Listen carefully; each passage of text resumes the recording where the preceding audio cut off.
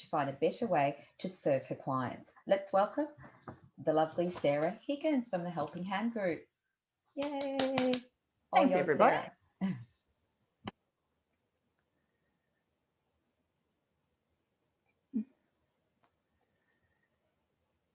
All right, so just double checking there. Can everyone see a PowerPoint screen that says 6 do's and don'ts for your next PowerPoint presentation? Great, give me a thumbs up. Fantastic, thank you. So yes, this is 6 do's and don'ts for your next PowerPoint presentation. We tend to use PowerPoint a lot when we're either in person with people, but specifically now in the world of online, we're using PowerPoint all the time in order to present our ideas and when you get keynotes at networking events. And so here's a few tips and tricks that just separate a good PowerPoint presentation from a great one. One of the first things that I've really noticed that people don't tend to take advantage of when they create PowerPoints is don't waste a branding opportunity. It is much better for your audience to see a slide that looks like this than a slide that looks like that. Those slide contents are identical. The only difference in them is that the one on the left has my branding or your branding all over it. So it's constantly reinforcing that message to the audience as they're learning what it is you're telling them. The one on the right, sure, they're learning the topic, but they're not learning about your brand and you're not reinforcing it in their heads subconsciously. Another tip of advice I could give you is to avoid non-contrasting colors. Case in point, can you read that? Yeah, don't worry, I can't read it either. Avoid non-contrasting colors. They should be avoided at all costs. Now, sometimes we are hamstrung to using certain colors, particularly if they're your corporate colors. If your corporate colors are non-contrasting, e.g. different shades of blue, you can use them separately. You can also put a layer between them. If you have a look at the two boxes on the right-hand side there, that blue writing and that blue background are absolutely identical. But just by popping a white layer in between, we make the font much more readable. So still on brand in terms of color, but much more usable for your audience.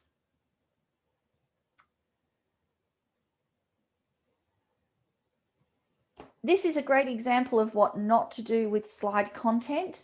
Don't overcrowd your slide. Don't show all your cards at once. And please don't turn your presentation into story hour. Stick to one topic per slide. PowerPoint slides aren't rare. They're not precious. You can create as many as you need. And by crowding multiple topics onto one slide, you're confusing your audience and you're not taking them on the journey that you want to take them.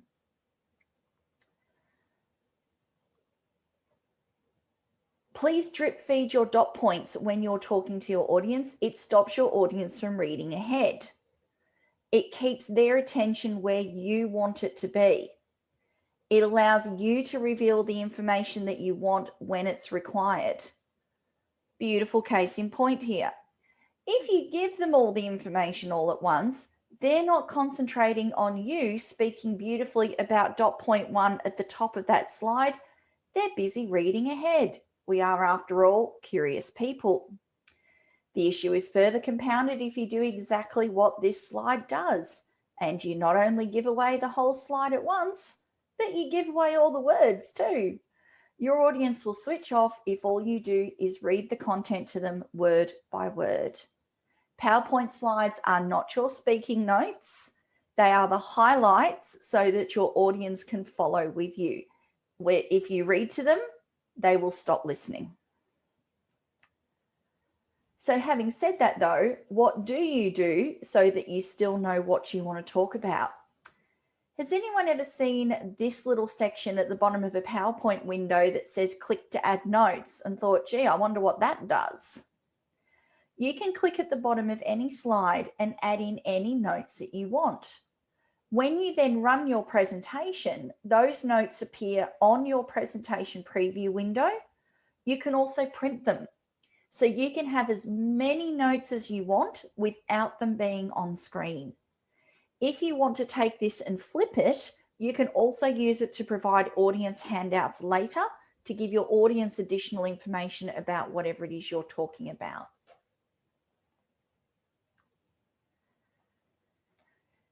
Another thing that you want to do when you're creating your presentations is make your images benefit the slide.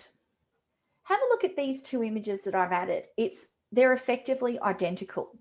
There's only one difference between them, and it's the direction or orientation of the image. When your audience looks at a PowerPoint presentation, they are going to fall on the images first. They will look at the pictures before they look at the words. In this case, I would strongly recommend using the lower image over the one at the top, because the lower image guides the eye toward the text. People will look at the slide, look at the lady, and because she's pointing toward the words, that's where they're going to go. Having a look at the one at the top there, yes, they will still work their way back to your text, but the image isn't serving it. Now, that was actually an identical image, and all I did was flip it. The only time you really can't get away with flipping an image is if it has words on it, because you will mirror image the words. Other than that, most are relatively flippable, and it is worth considering not only where your images are on your slide, but which direction they're facing. And this one I've called "Just because you can doesn't mean you should."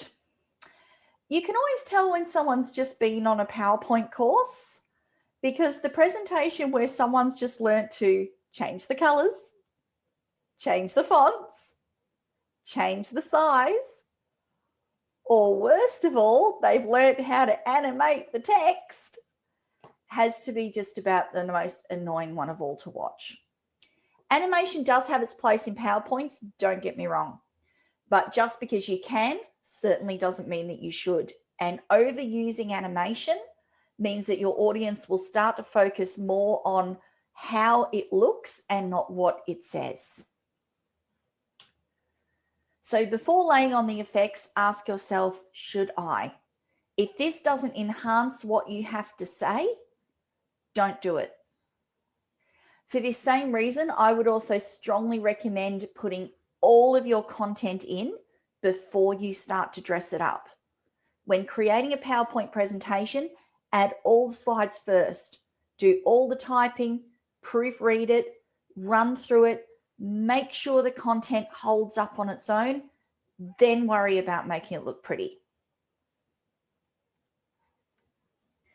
And last but not least, when you're actually running your presentation in front of an audience, there are a couple of tips and tricks that, again, separate the PowerPoint users from the PowerPoint experts.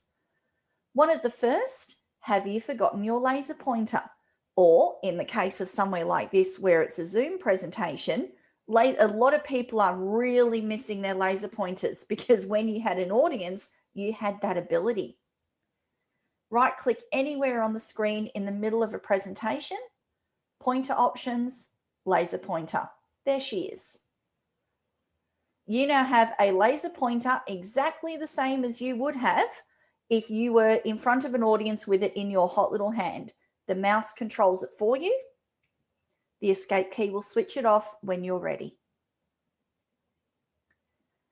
Another option there is that you also have a pen or a highlighter.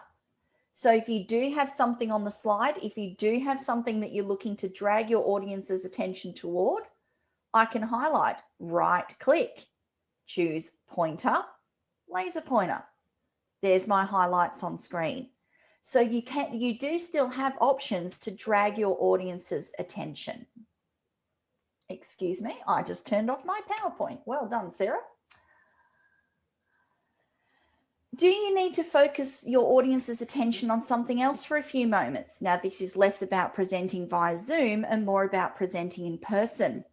You're in a big room, you've got your audience's attention, you're using your PowerPoint and you're projecting onto a wall, but you've also brought along posters or handouts and you need your audience's attention to turn to those. If you leave a slide on the screen, you're creating what we call a visually competing medium. You're asking your audience to turn their attention to their handouts or the poster on the wall or whatever it is you're trying to turn their attention to, but you're leaving the content on screen. You're creating a competing medium for their attention. Use the letter B key on your keyboard and it blacks out the presentation temporarily. You have switched off that visual competition and now you can drive your audience's attention to where you want it to be. The letter B will bring it back on again. Same thing with the letter W, except that it's a whiteout. I will just caution you, the first time you use the letter B, it's a good idea to preface that with, I'm just going to black out the presentation for a moment, because if you do hit the letter B key and the presentation just shuts down, the audience does tend to get a bit antsy, and invariably someone puts their hand up and says, I think the light bulb in your projector just blew up. When you are running a presentation as well, there are a number of ways to move your presentation forward. A lot of people just rely on the good old enter key because that's the one we know. Did you also know that the space bar, the letter N, the down arrow, and the right arrow will all move your presentation forward when you're running through? The space bar is the biggest key on the keyboard. It is the easiest one to go for. And if you do accidentally step one further forward than you ought to, the backspace, the up arrow, or the left arrow will happily move you backward again. So you have a lot of control over how your presentation runs. So that is just a few little handy hints and tips that just separate the good PowerPoints from the great ones. And I hope you picked